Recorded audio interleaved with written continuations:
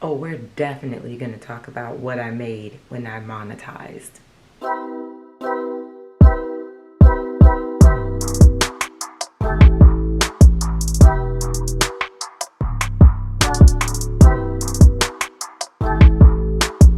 What's up, cookies? Welcome back. And if you're new here, my name is Carolyn. Great. Welcome to the family. You are officially a cookie, especially if you hit that subscribe button down below. But I discuss all things fashion, and sometimes I do vlogs showing my life living here in New York City as an entrepreneur and all the things. And I post videos now starting on Sundays as well as Wednesdays.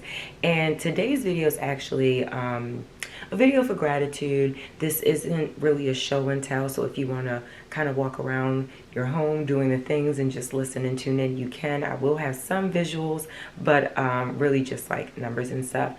But I wanted to just reflect a little bit on my time on YouTube, the type of success that I've seen, and I'm just in this space of gratitude, really. And first of all, I want to thank the cookies, the tribe that I have been building on this platform. I think you guys are amazing. The feedback, the banter, I'm able to ask you guys for direction on what you want to see. And as a creator, that sometimes the well runs dry on creative topics, okay? So I really appreciate when you guys give me feedback or answer the polls. I even have a poll up right now on the community tab asking y'all, what other types of content do you want to see? Because I have some ideas, but what would you like to see more? And you guys are always so open and ready to answer, and with love too. So thank you. Thank you to the audience.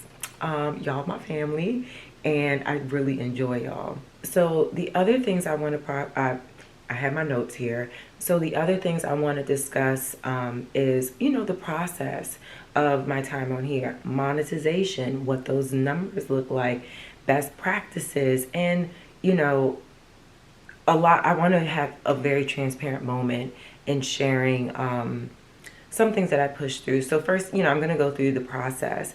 And real timeline is I started this channel in 2011 primarily to be a viewer and to subscribe to other people's channel. And if there were like things like an IKEA system that I don't understand the directions, I would watch YouTube like many of us do. We were visual learners. So I did it for visual learning.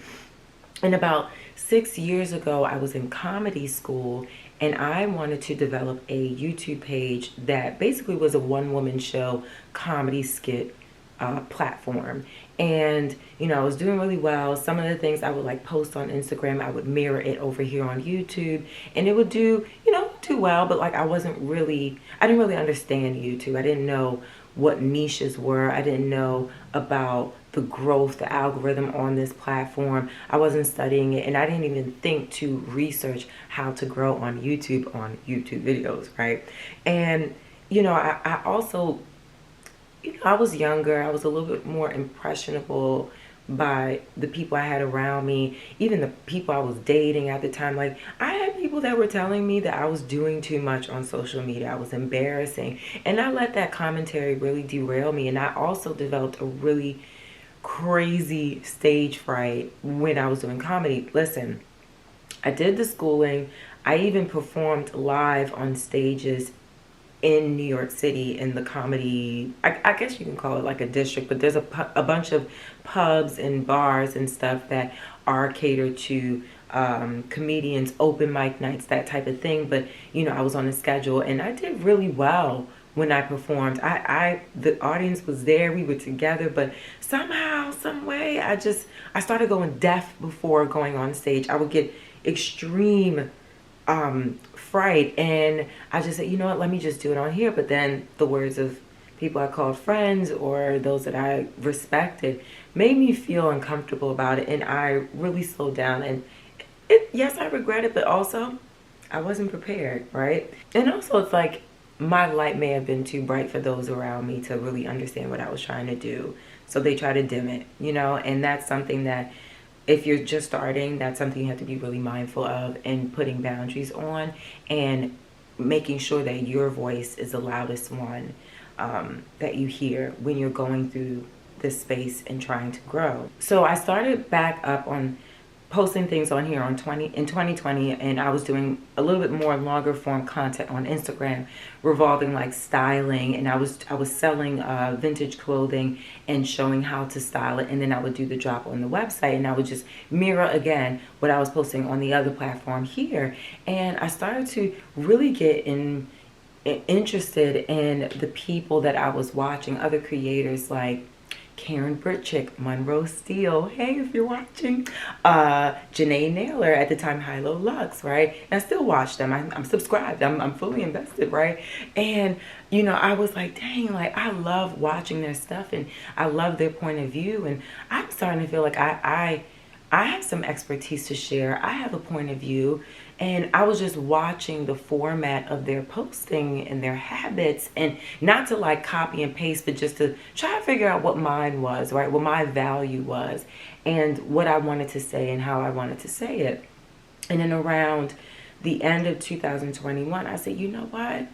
I'm going to go for it. 2022 is going to be the year.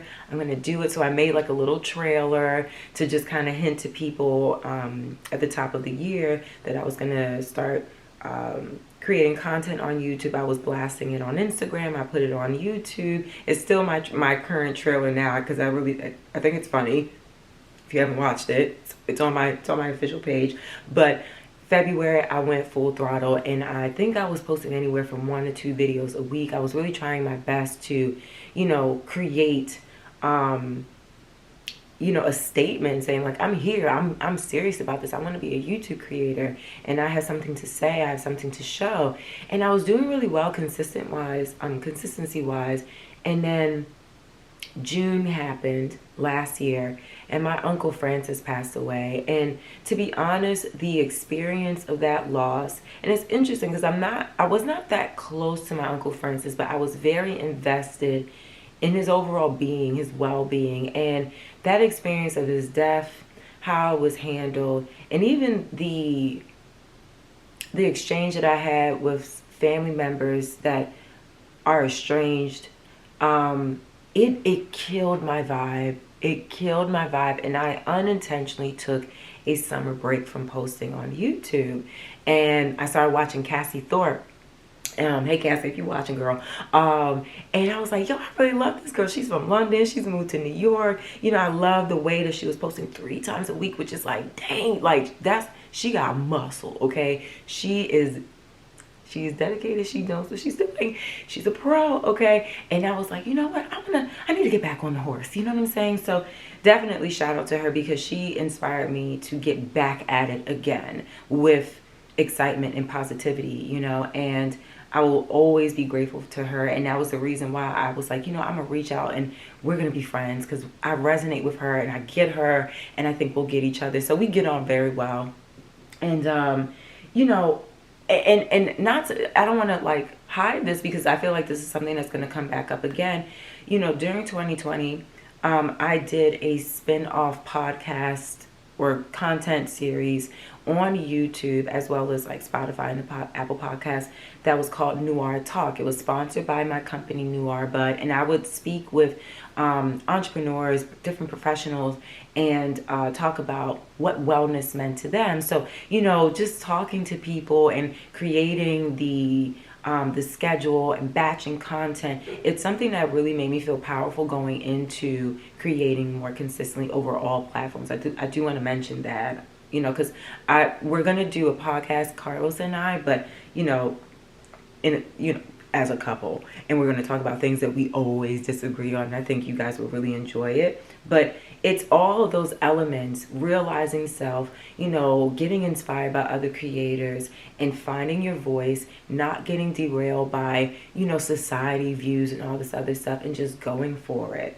And that kind of brings me to my best practices. I'll get to monetization in a minute, but I really feel like these are the best practices that kind of keep me going. And number one is consistency, batching the content, planning it out, writing a skeleton script to just kind of help you understand what flow in your video you're doing. And I always notice a difference in how I like my video when I create a script for myself or some type of direction versus going on a whim. And there's some, listen, I don't always do it, you know, and I don't like that I don't always do it. I prefer to have a skeleton.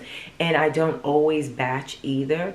But when I batch the things that make sense to batch, like, for instance, I will batch styling videos, how to style a blazer, how to style a button down. I will do all those videos in one day and then post it throughout the month versus vlogging. That's a bit more in real time, right? Or doing reviews on fashion runways after fashion week. That's a little bit more in real time, you know. So making sense of what needs to be batched is something that helped me.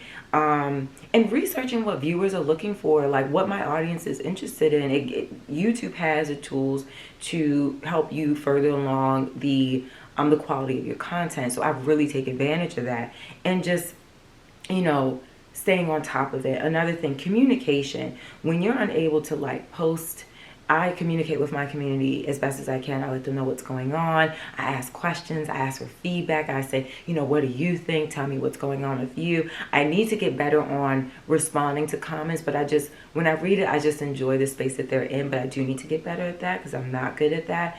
And just overall being transparent, being authentic about where you are and communicating with the tribe, because I feel that, you know, when you get the consistent schedule flowing, people are expecting you to arrive at that time and day, and when you don't, it creates a distrust. It creates a disbelief, and like, okay, well, if she gonna post when she gonna post, whatever, I'll catch it when I catch it, and I'll show up when I show up. You know what I mean? And I want to show up so you guys can continuously show up, and things of that nature.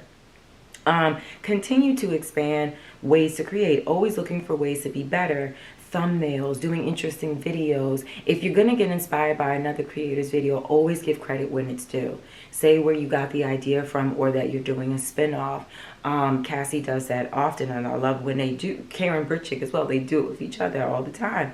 And always just looking at your work with a very discerning eye and learning where it's best to tweak. And little by little, listen, it's not going to be perfect in the beginning, and it's not going to be perfect for a really long time. You'll probably never be satisfied with what you put out there. It's just, if you're a creator, you're never going to be satisfied. It's just how it works. That's how art is, right? So just looking at the little things. Last year, I'm going to tell you, baby, my thumbnails look crazy. You heard my knee crack? Oh, my Lord. I've been walking so much lately. My cousin from London is in town. I walked 37,000 miles, okay? But anyway, in the beginning, my thumbnails were really lackluster. And I also felt like there were a few videos I didn't have a thumbnail for. Like, I was like, oh, I need to make a thumbnail. Like, it doesn't create it for you. So making it interesting and just tweaking it every month. I do a little bit of change to the thumbnail, you know, but making it invigorating and, like, you know, you want people interested and like excited, and like putting different images on there, making the letters bold and colorful, and topics or titles that really engage people, you know, and that's a muscle that is built over time also, because you will start to notice, how are people responding? Oh my, like, you know, I think I did like a really bold purple and yellow combination. I started to see a lot more people were like clicking. I was seeing a lot more engagement. I was like, okay, we're gonna use the lighter pastel colors and keep it going, you know, just making note of changes over time. That's gonna be something that helps you overall with increasing ways to expand your creativity. And don't do it with judgment. Do it with passion and love. Don't be like, oh my God, I hate how I looked. Just like, all right, I'm gonna change the lighting around next time, right? So now let's get into monetization. Listen, I was super confused about it when I first started because I was like, wait, you don't automatically monetize? No, you don't. So you either need 1,000 subscribers, and you need either 4,000 watch hours within 365 days, or 1 million short views, YouTube short views within a year. And, you know, last year I looked at my timeline and I was like, dang, taking the summer off kind of messed me up, because towards the end of 2022, I was like, I'm so close to monetizing, but like I need to get it within the year. And really February would have been a full year. So I had a bit of time, but I had a goal to really hit that number before the new year. I remember I hit 1,000 subscribers before the end of the year. And by mid-January, I started to monetize because I got the 4,000 watch views by then. And it was so funny. My dad was like, well, I'm just going to rewatch everything. And I'm playing on the TV and I'm playing on the computer. I'm just going to rewatch everything, right? So, you know, shout out to those of my circle who was like really trying to help me get over that hump of it. Because it was like 3,598 views at one point. I'm like, I'm almost there. I'm almost there. So thanks, Dad. Thanks, my love, to all my loved ones that did that. You know, I was really excited because even though I was like, I don't know how the money is going to look, it's just cool that I got over this hump. And I've had this channel for how long, you know, and I took a break and, you know, I had a lot of setbacks that threw me off and I finally hit a goal.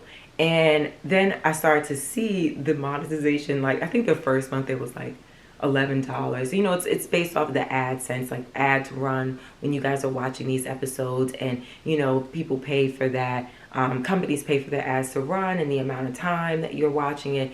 Even if you have premium YouTube and you don't get commercials, creators still get some form of payment for the ads that would normally run on those for those viewers. So, you know, I didn't know what to expect, and I mean, maybe like the first 3 months, I was like, oh, okay, like $11, $20, that's cool, you know, but you don't get paid until you make $100. If you know, you start to make $100. So I just kept going, and at the end of the day, I was like, okay, well, it doesn't really give you much, but I really just enjoy creating, so I'm just going to keep going. And this year, I've been super consistent. The only time I probably missed a video post was because I was visiting family or had family in town, or I was sick or something, and I communicated. But I think I've been doing really well.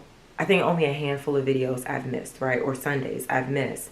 So I just want to say I started to notice a trend in March, and I was like, oh, something's happening here. So let me just go to my stats. Okay, and I'm going to go to my analytics, and I'm going to go to the revenue tab. And in March, I think I probably made like, because now I can't see it, they jumped it off. I think it was like $66 for that month. I was like, oh, from $11 the first month, this is pretty cool, right? It's interesting. So then in April, I made $156, and I was like, oh, it's growing. Now I get a check over $100. And then in May, I made 77. That must have been a month where I didn't have 1 or 2 videos posting for whatever reason, right? So I was like, oh, okay, cool. That's my fault. But it's interesting, right? Then in June, I made $228. I said, she's definitely over 100. She's over that threshold. Mama's getting paid by YouTube. And then July, $339. And I was like, this is really cool. Like, I keep hitting these little markers, right? And these benchmarks. And I was just like, that's so cool, man. Like, I love it. I love to see what people are engaging with, what's connecting, and how my mind comes out on here and what you guys connect to that way, right? And then in August, I really was impressed. And that's why I'm making this video today, because I'm like, you know, I had such a tough time last year, and this year was equally stressful, and I still made it happen.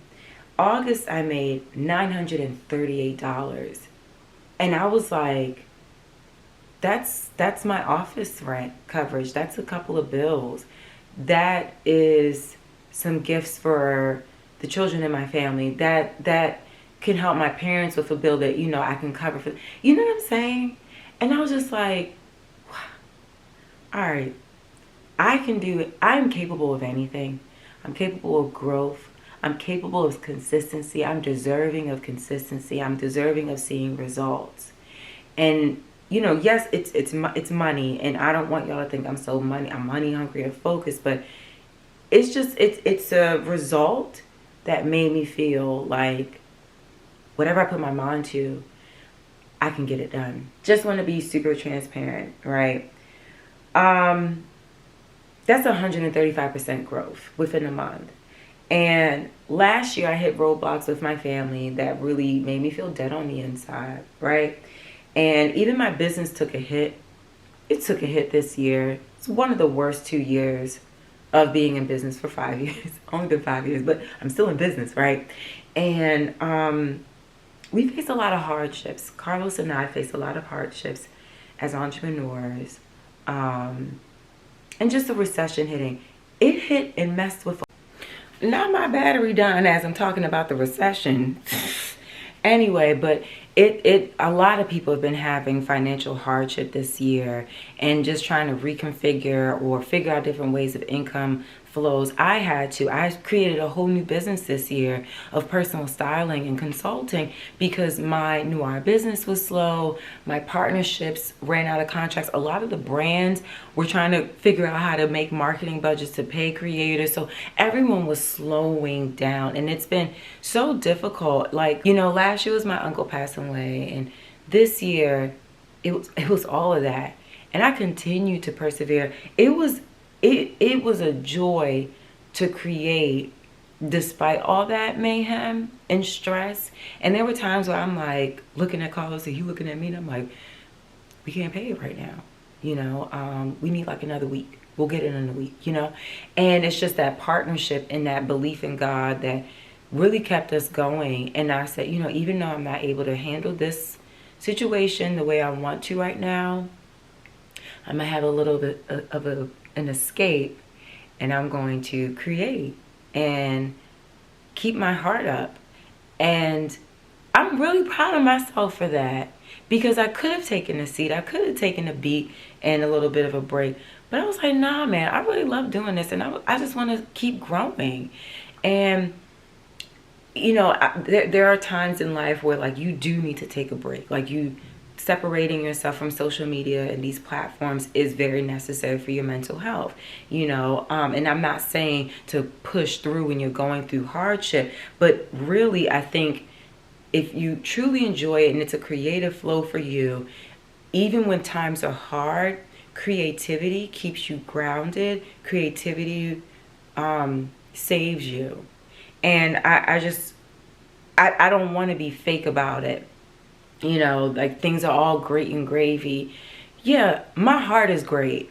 Things around me may not be, but I'm going to still keep going. And I'm going to be a testimony. I'm going to inspire someone else with these words and my actions and saying it might be tough. You may not have a Canon camera to be a YouTuber, but you might have a phone that has video function, right? Make it work. You may not have the best of light. Go outside. Go near the nearest window in your home.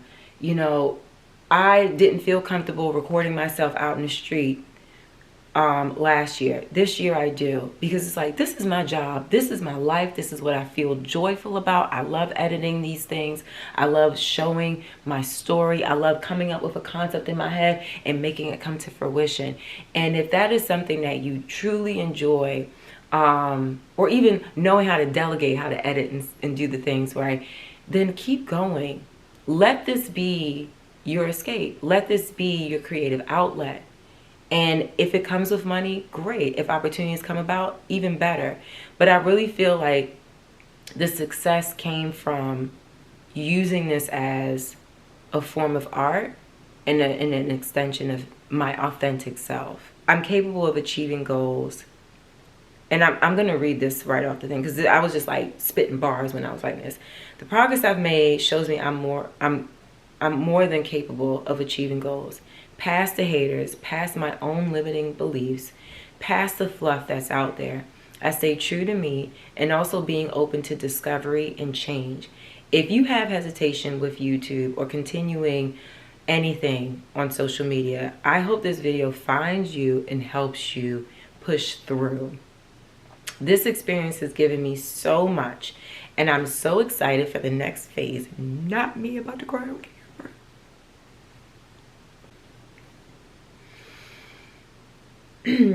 And what I come up with, because Lord knows I have nothing batched, and I'm really playing myself with announcing 2 episodes a week right now, but I know I will make it happen and excel because I truly enjoy it, and so can you. Let me know if you guys want to see more content on how I create, how I plan, how I do the things, how I edit. And that's also a part of the poll that I have on the community tab, you know, just to make sure that I'm always connected with what you guys want to see. Because I'm thoroughly invested in what makes you happy too, you know, like it's not just what makes me happy all the time. I'm like, I want to make sure I'm meeting your standards. I want to make sure that I'm doing the proper research, teaching myself the things so you guys are entertained. Okay. But I really appreciate your time watching this video through. Thank you for being the cookie tribe. And don't ask me how I came out. I was just like, I want a name for like my peoples, and Carolyn's cookies was just like, it was my thing. I don't know. And I do like cookies. Call me Cookie Monster. Just saying. But yes, I enjoy being a creator and being on this platform because you guys are so dope and you guys are so good for my mental health as well. The other platforms, I don't know. TikTok, very wild. But you guys feel sane and happy and positive. So thank you for everything. Thank you for the growth that's to come. And I'll see y'all on Wednesday. Don't know what the topic's going to be, but I will be there, okay? Have a good week, cookies. I'll see y'all soon. Bye.